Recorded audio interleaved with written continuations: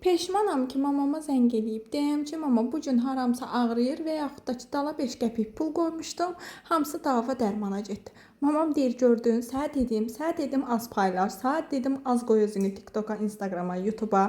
Sənə gözdəydi, sənə nəfisdəydi. Gördülər ki, əlin 5 qəpik pula keçibdi. Sırazı saat piti əməl elədilər.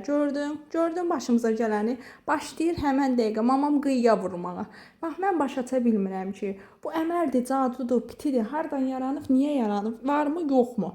Bəs niyə bu müğənnilərə də işləmir? Müğənnilər hər şeylərini reklam edirlər, hər şeylərini göstərirlər. Acca qala ta hamiləliyin ilk günündən uşağı doğduqları ana qədər ta efirdə doğalar, efirdə göstərərlər. Niyə bunların uşaqlarına keçmir, bizə keçir? Biz bircə çıxqan biraz əlimizə pul gəlib bir şey eləyən kimi hamının gözü, nəfsi bizi yeyir. Görəm bu hamı da belədir, yoxsa təkcə mən də belədir? Siz inanırsınız gözə, nəfsə?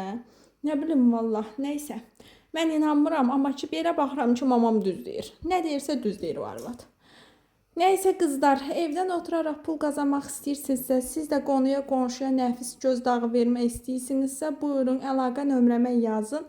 Sizə WhatsAppda işimiz haqqında ətraflı məlumat verim. Komandama dəvət edirəm və hər bir komandamda işləyən xanımlara 100% deyirəm ki, sizin əlinizi əhbəyə bu bacınız çatdıracaq.